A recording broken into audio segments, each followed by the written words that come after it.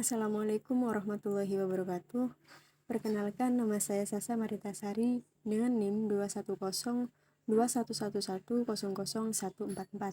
Dalam video ini saya akan menjelaskan mengenai analisis dan penyajian data bab 3. Yang pertama yaitu pengertian analisis data. Analisis data adalah proses pengolahan data untuk tujuan menemukan informasi yang berguna yang dapat dijadikan sebagai dasar pengambilan keputusan untuk memecahkan suatu masalah. Penyajian data merupakan salah satu kegiatan dalam pembuatan laporan hasil penelitian yang telah dilakukan agar dapat dipahami dan dianalisis sesuai dengan tujuan yang diinginkan. Data yang disajikan harus sederhana, jelas, agar mudah dibaca. Selanjutnya ada analisis data, statistik inferensial mengenai analisis faktor. Statistika inferensial merupakan salah satu metode analisis yang digunakan untuk menarik kesimpulan dan menggeneralisasikannya ke populasi. Sementara data yang digunakan untuk membuat kesimpulan menggunakan sampel dari populasi. Dengan kata lain, peneliti cukup menggunakan beberapa sampel sama untuk bisa membuat kesimpulan untuk populasi tersebut. Penggunaan statistika inferensial ini akan sangat dibutuhkan jika populasi yang ingin dianalisis sangatlah besar, dan pengumpulan data dari seluruh anggota populasi tidak mungkin untuk dilakukan, sehingga dalam penentuan sampel, peneliti tidak sembarangan.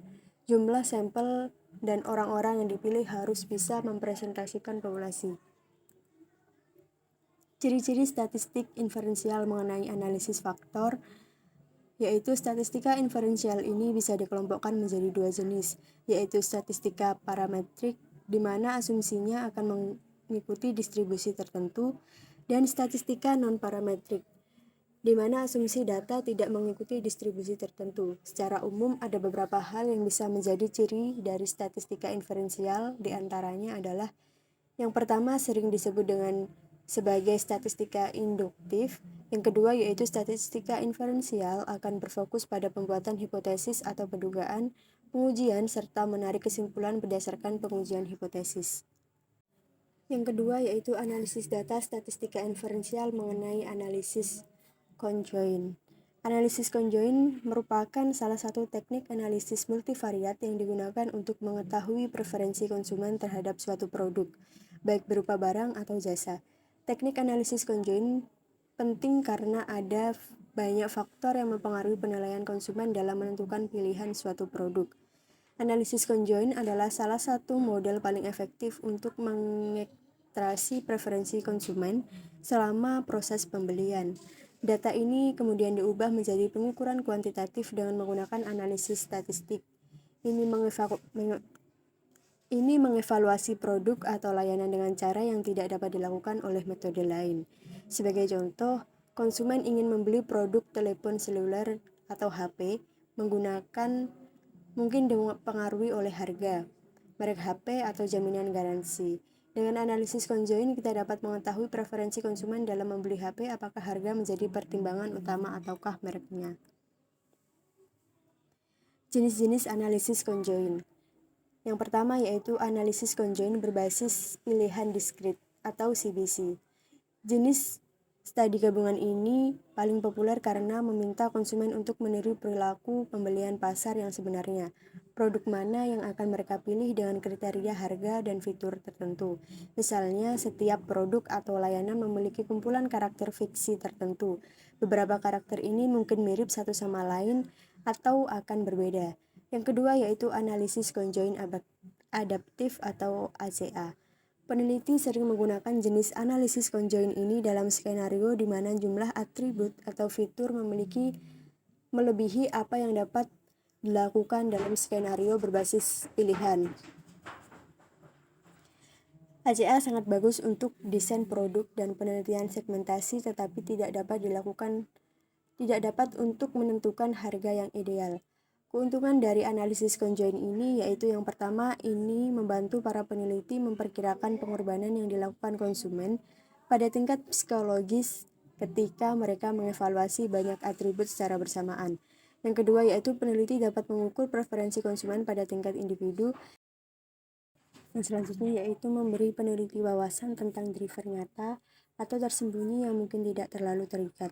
Yang terakhir yaitu analisis konjoy dapat mempelajari konsumen dan atribut lebih dalam dan menciptakan segmentasi berbasis kebutuhan. Yang terakhir yaitu analisis data statistik inferensial mengenai analisis cluster.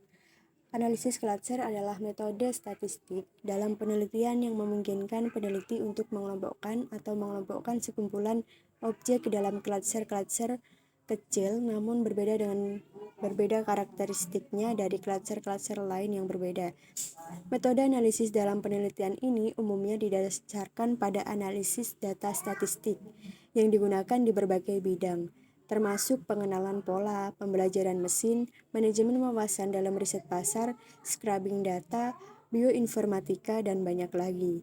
Tujuan dari analisis cluster adalah untuk menemukan kelompok objek dengan perubahan perilaku yang berbeda tetapi di mana karakteristik yang mendasari dan hal-hal tersebut berada dalam kelompok kontrol yang sama. Contoh yang sangat baik dari metode penelitian ini adalah bank yang menggunakan data kualitatif dan kuantitatif untuk memplot tren dalam memproseskan klaim di antara klien. Menggunakan analisis cluster membantu mereka menyimpulkan klaim penipuan dan lebih memahami perilaku konsumen.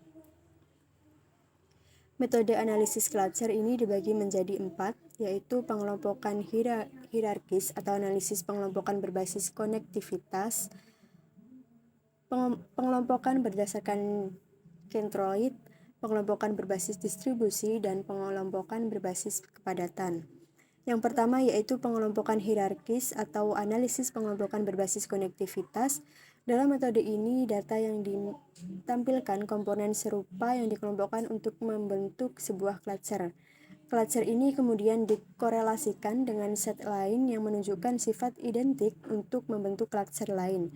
Premis utama dari metode ini dalam penelitian survei adalah banyak objek yang lebih dekat jauh lebih terkait daripada objek yang lebih jauh.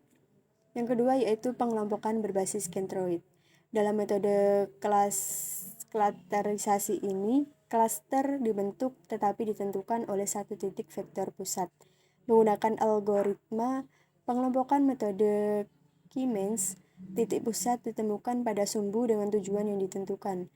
Kemudian cluster yang lebih kecil dihubungkan dengan pusat ini sedemikian rupa sehingga jarak antara cluster dan titik pusat ini diminimalkan. Yang ketiga yaitu pengelompokan berbasis distribusi. Metode analisis clustering berbasis distribusi mengelompokkan data ke dalam objek-objek yang distribusinya sama. Ciri khas metode ini adalah menggunakan simple random sampling untuk mengumpulkan objek sampel dari suatu distribusi. Yang terakhir yaitu pengelompokan berbasis kepadatan.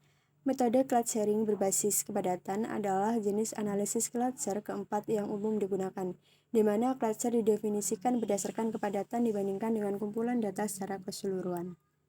Sekian, terima kasih. Wassalamualaikum warahmatullahi wabarakatuh.